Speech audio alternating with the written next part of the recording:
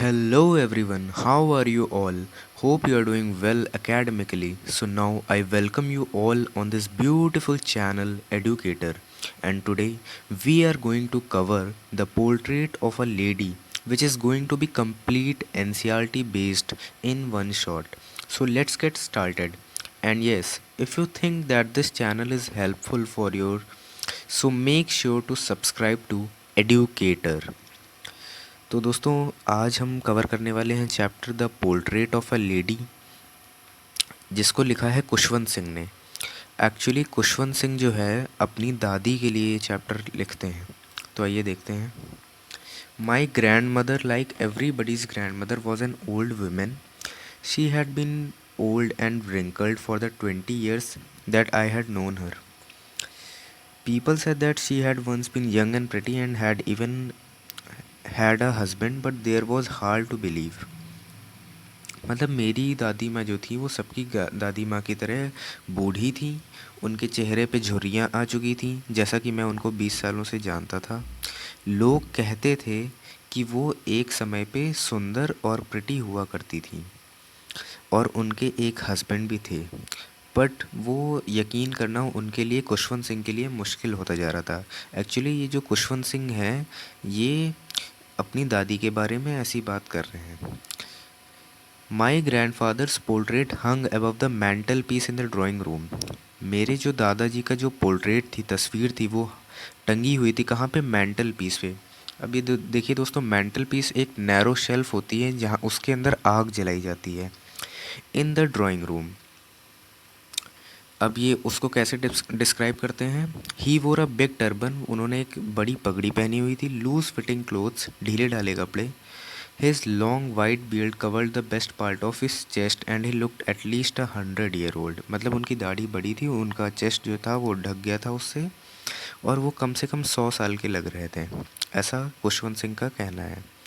He did not look the sort of person who would have a wife or children. मतलब वो एक ऐसे व्यक्ति नहीं लग रहे थे जिनकी कोई वाइफ हो या बच्चे हो। He looked as if he could only have lots and lots of grand children.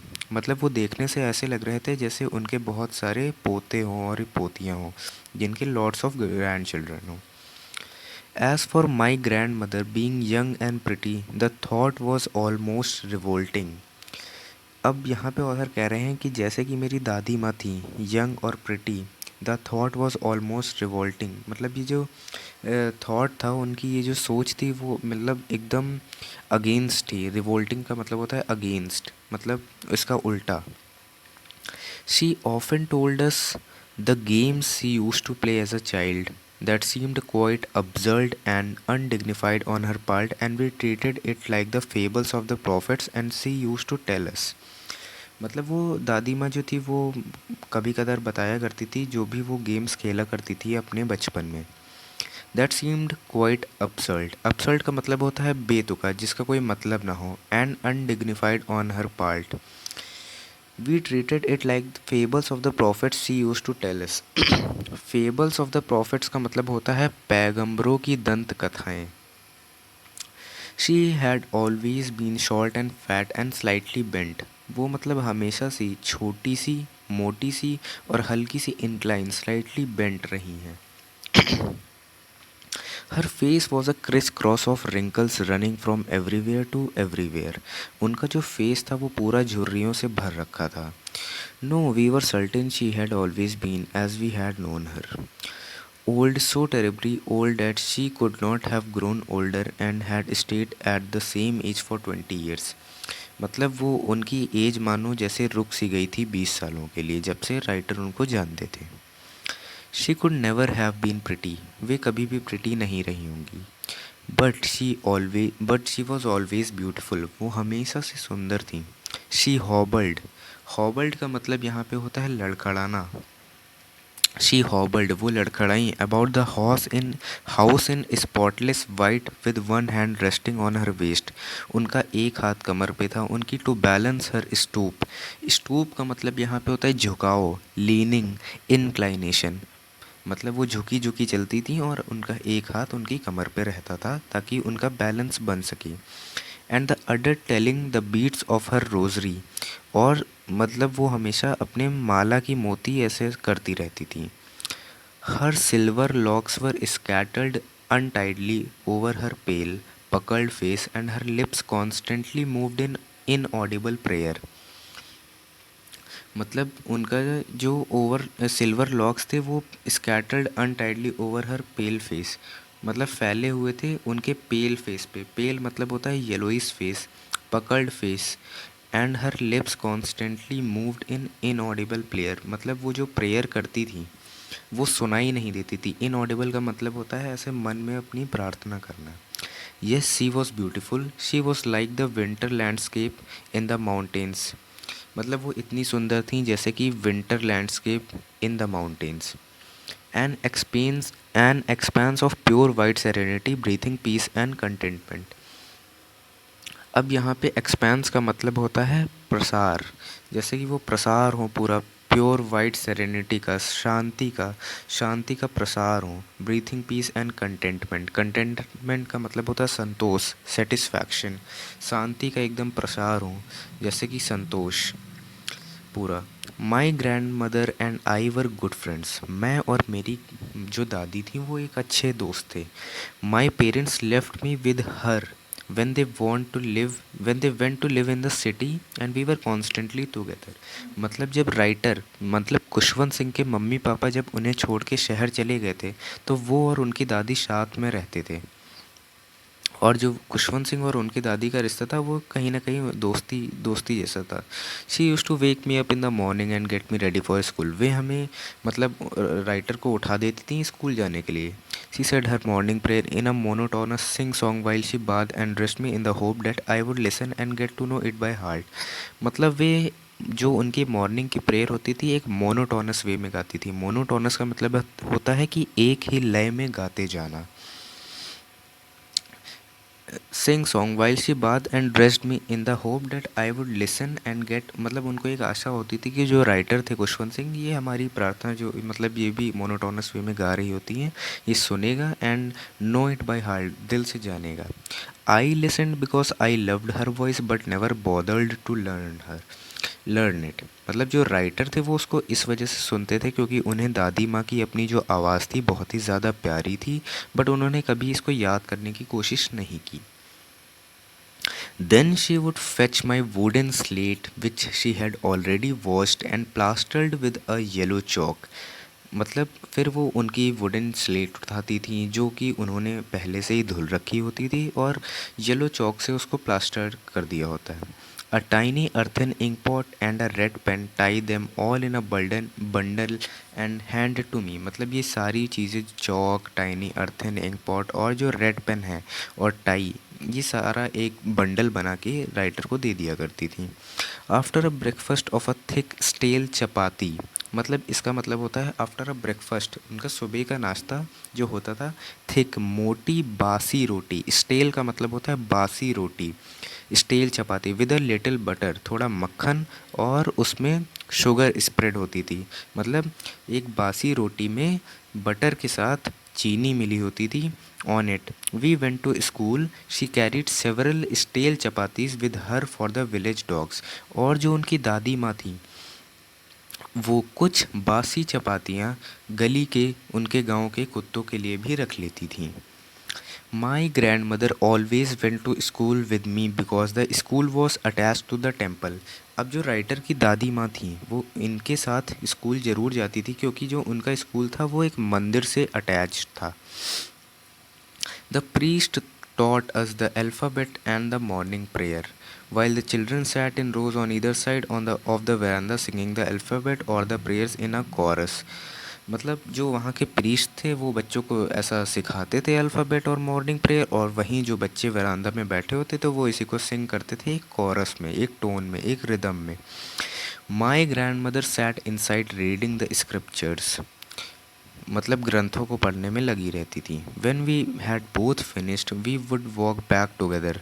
जब उन दोनों का हो जाता था, स्कूल की छुट्टी हो जाती थी, तब वे और उनकी दादी माँ साथ में घर चले आते थे।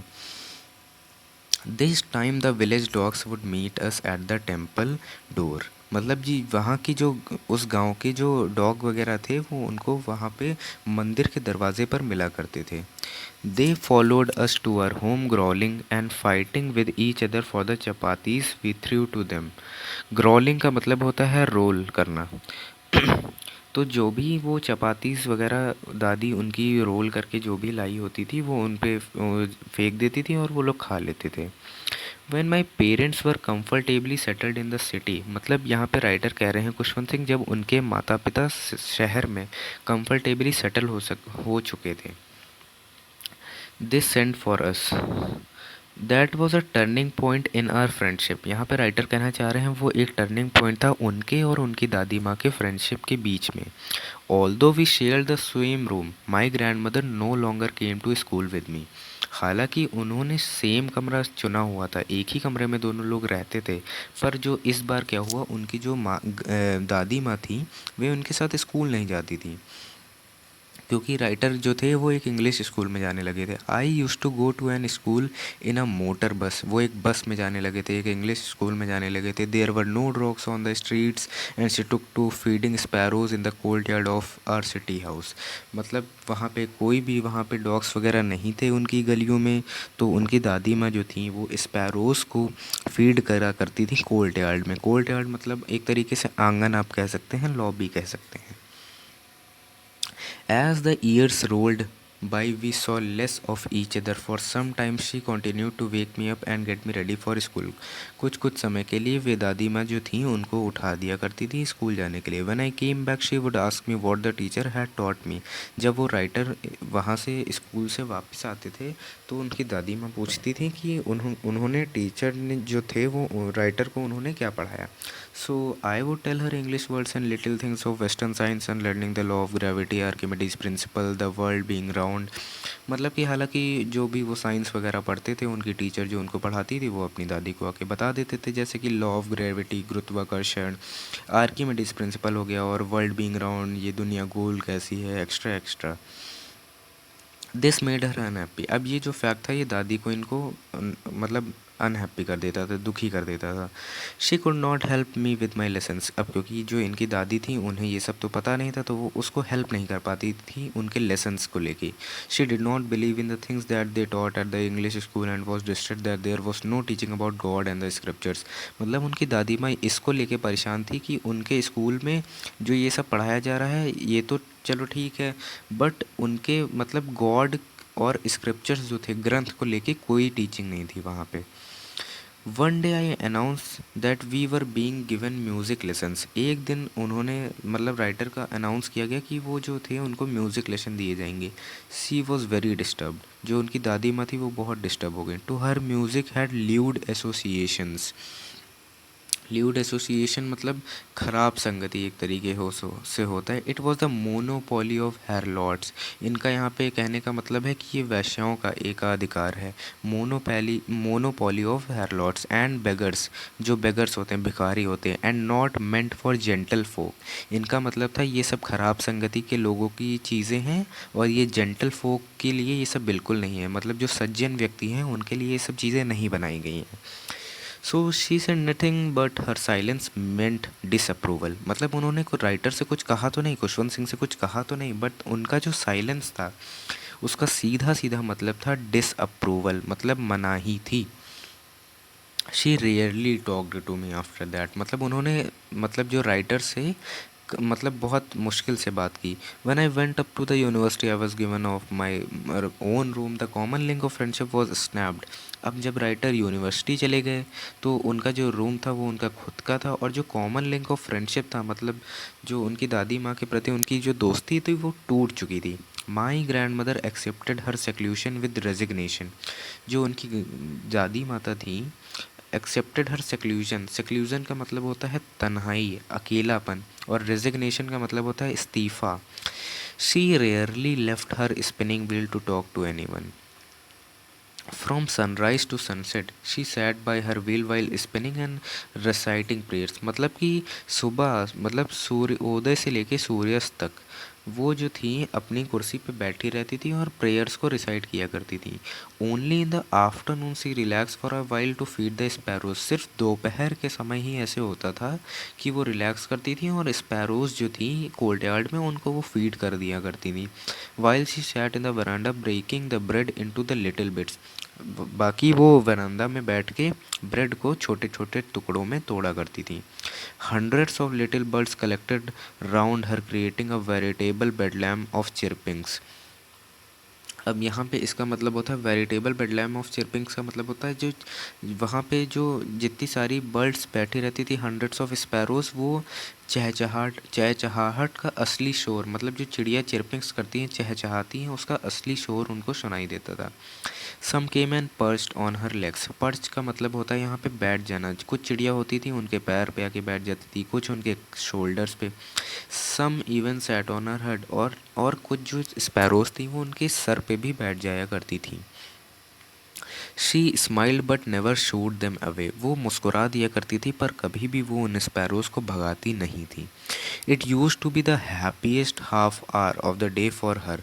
मतलब वो जो था वो उनका सबसे हैप्पीएस्ट हाफ आवर, सबसे खुशनसीब आधा घंटा हुआ करता था उनके पूरे डे का। 24 घंटे में वो उस आधे घंटे में सबसे ज़्यादा खुश रहती थी। When I decided to go abroad for further studies, I was sure my grandmother would be upset. अब जब राइटर ने ये फैसला किया कि वो फर्दर स्टडीज़ के लिए मतलब अब्रॉड जाएंगे, विदेश जाएंगे, तो उन्हें पक्के से पता था कि उनकी जो दादी माता थी इससे अपसेट हो जाएंगी। I would be away for 5 years। उनको 5 साल के लिए दूर जाना था। At her age one could never tell. और जिस अवस्था में वो थी उनको ये बताने वाला नहीं था। But my grand mother could. But उनकी जो दादी माता थी वो उनको बता सकते थे। She was not even sentimental. मतलब वो जो थी वो सेंटिमेंटल भी नहीं थी, इमोशनल भी नहीं थी। She came to leave me at the railway station but did not talk to me or show any emotion. मतलब वो राइटर को रेलवे स्टेशन तक भेजने भी आई बट उन्होंने उनसे बात नहीं की, ना ही उन्होंने कोई भी इमोशन उनको शो किए। और उनके जो होठ थे, हर lips moved in a prayer, her mind was lost in prayer. वो प्रेयर से रिसाइड करती रहीं और उनका जो दिमाग था वो ऐसा प्रार्थनाओं में खोया हुआ था। Her fingers were busy telling the beads of her rosary. और उनकी जो उंगलियां थी वो उनके माले की मोतियों पर चलती जा रही थी। Silently she kissed my forehead. धीरे से उसने उन्हें राइटर के मत्थे पर किस किया। And when I felt I cherish the moist imprint as perhaps the last sign of physical contact between us. जब उनकी दादी ने उनके माथे पर ऐसा किस किया तो राइटर ने चेरिश्ड फील किया और उन्हें महसूस हुआ कि ये एक लास्ट साइन है फिज़िकल कांटेक्ट का उन दोनों के बीच में, उनकी और उनकी दादी माता के बीच में। But that was not so. After 5 years I came back home and was met by her at the station. She did not look a day older. मतलब जब राइटर 5 साल के बाद अपने घर आते हैं तो मतलब रेलवे स्टेशन पर आते हैं तो उनकी दादी माता वहीं पे होती हैं और वो एक दिन भी उनसे मतलब वो बड़ी नहीं लग रही थी। मतलब उनका कहने का मतलब है जैसे वो उनको छोड़ के गए थे वो वैसी ही लग रही थी। She still had no time for words and while she clasps me in her arms I could hear her reciting her prayers. मतलब कि जैसे ही उनकी दादी माँ ने उन्हें गले लगाया वो बस एक ही चीज़ सुन सके जो कि थी प्रेयर। वो अपने मन में प्रेयर रिसाइट करती जा रही थी। Even on the first day of my arrival her happiest moments were with her sparrows whom she felt longer and with frivolous rebukes. मतलब जब उनके जो फर्स्ट डे था जब राइटर पहले दिन ही आए थे उनका तभी भी उनके हैप्पीएस्ट मोमेंट वही थे जो वो स्पैरोज के साथ बिताया करती थी। इन the evening a change came over हर। मतलब जो शाम थी उसमें एक बदलाव आया दादी माँ के चेहरे में और पूरे शरीर में। She did not pray. उन्होंने प्रार्थना नहीं की जो कि बहुत सडन था, बहुत मतलब चेंज था। She collected the women of the neighbourhood got an old drum and started to sing for several hours and thump the sagging. मतलब उन्होंने मोहल्ले की औरतों को इकट्ठा किया और वो ओल्ड ड्रम था और उससे गाने बजाने लगी। For several hours she thumbed the sagging. मतलब कुछ घंटों के लिए उन्होंने ऐसा, सैगिंग का मतलब होता है झुकना, भाव से गिरावट, मतलब वो बहुत लीन भाव हो गई थी। Skins of the dilapidated drum. Dilapidated का मतलब होता है नष्ट कर देना। And sang home of the homecoming of warriors. We had to persuade, persuade का मतलब होता है मनाना, her to stop to avoid overstraining, overstraining का मतलब होता है ज़्यादा तनाव लेना, मतलब उन्हें ऐसा रोकना पड़ रहा था, मनाना पड़ रहा था अपनी दादी को कि वो ज़्यादा तनाव ना ले। That was the first time since I had known her that did not pray, मतलब वो पहला टाइम था जो राइटर जान पाए थे कि इन्होंने प्रे नहीं किया। The next morning she was taken ill, अगली ही सुबह वो बीमार हो गई थी। It was a mild fever, वो एक हल्का बुखार था। And the doctor told us that it would go, doctor ने उन्हें बताया था कि ये चला जाएगा। But my grandmother thought differently, she told us that her end was near, बट उनकी जो ग्रैंड माँ थी उन्होंने ये सोच लिया था कि उनका अंत निकट है। She said that since only a few hours before the close of the last chapter of her life she had omitted to pray, omitted का मतलब होता है छोड़ना, मतलब उन्होंने जो लास्ट आवर्स थे उसमें अपनी प्रार्थना छोड़ दी थी। She was not going to waste any more time talking to us, we protested, but she ignored our protest. She lay peacefully in bed, praying and telling her beads. Even before we could suspect, her lips stopped moving and the rosary fell from her lifeless fingers. A peaceful pallor spread on her face, and we knew that she was dead. मतलब we protested, हमने उन्हें मनाया, हमने सब कुछ किया, but उन्होंने सीधा सीधा नकार दिया, इग्नोर किया। अब वो क्या होता है, सी ले पीसफुली, वो शांति से बेड पे लेट गई, telling her beads even before we could suspect, मतलब जैसे ही वो लोग कुछ संदेशा कर पाते, उनके जो होठ थे वो अचानक से रुक गए, उनकी जो माला थी वो गिर गई, lifeless fingers, a peaceful pallor spread on her face and we knew that, मतलब उनके चेहरे पे एक शांति छा गई और वो सब जान गए थे कि ये अब ख़त्म हो चुकी हैं, डेड हो चुकी हैं, उनका देहांत हो चुका है। We lifted her off the bed and as it's customary, customary का मतलब होता है स्टीरियोटाइप, प्रथागत या रिवाजी, मतलब जो चला आता जा रहा है, मतलब जो रिवाज है, जो प्रथा चली आ रही है। Laid her on the ground and covered her with a red shroud, shroud का मतलब यहाँ पे होता है कफन, लाल कफन से उनको ऐसा कवर कर दिया गया था। After a few hours of mourning we left her alone to the make arrangements for her funeral, mourning का मतलब होता है जो देहांत के बाद रोते हैं या शोक मनाते हैं, मॉर्निंग। और फिर जो थी उनको अकेला छोड़ दिया गया था, make arrangement for her funeral, उनके फ्यूनरल के लिए जो अरेंजमेंट्स करने थे। In the evening we went to her room with a crude stretcher to take her to be cremated, मतलब शाम हो चुकी थी तो we went to her room, वो सब उनके रूम में जाते हैं with the crude stretcher, crude stretcher मतलब कच्चा stretcher room and verandah to take her to be cremated, क्रीमेटर का मतलब होता है यहाँ पे अंतिम संस्कार, क्रीमेटेड मतलब अंतिम संस्कार। The sun was setting and had lit her room and verandah with a blaze of golden light, मतलब उनके कमरे पे और वरांदा पे एक सुनहरी चमक पड़ रही थी जो कि सनलाइट की थी वहाँ, क्योंकि वहाँ पे सनसेट हो रहा था। We stopped halfway in the courtyard, वे आंगन में ही रुक गए। All over the verandah and room right up to where she lay dead and stiff wrapped in the red shroud, मतलब जहाँ पे वो लाल कफन में वो उनको लिटाया गया था। Thousands of sparrows sat scattered on the floor, मतलब हज़ारों की संख्या में जो स्पैरो थी वो वहाँ पे ऐसा पूरी बैठी हुई थी। देयर वर नो चिरपिंग, मतलब वो चहचहा नहीं रही थी, एकदम शांति से बैठी हुई थी। We felt sorry for the birds and my mother fed some bread for them, मतलब उन्हें जो था स्पैरोज़ के लिए सॉरी फील हुआ, और जो उनकी मम्मी थी, राइटर की मम्मी जो थी, उन्होंने कुछ ब्रेड उनके लिए दिए। She broke it into little crumbs, उन्होंने उनको छोटे छोटे टुकड़ों में तोड़ा। The way my grandmother use to, जैसा कि उनकी दादी माँ किया करती थी। And threw it to them, उन्होंने उनके पास फेंक दिया। अब हुआ क्या, the sparrows took no notice of the bread, जो स्पैरोज थी उन्होंने ध्यान ही नहीं दिया ब्रेड की तरफ। When we carried my grand mother's corps of, corps of का मतलब होता है जब उन्होंने लाश उतारना।